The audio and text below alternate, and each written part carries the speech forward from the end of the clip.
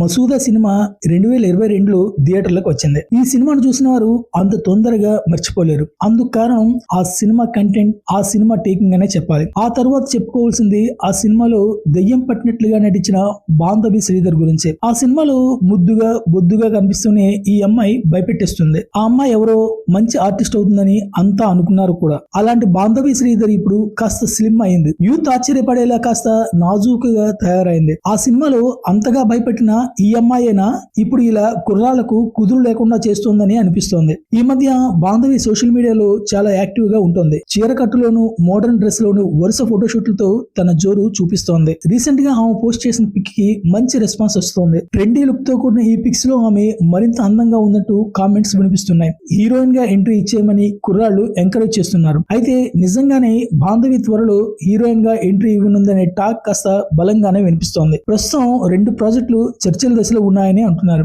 Heroine గా ఆమె entry ఇచ్చే సమయం ఎంతో దూరంలో లేదని చెప్తున్నారు.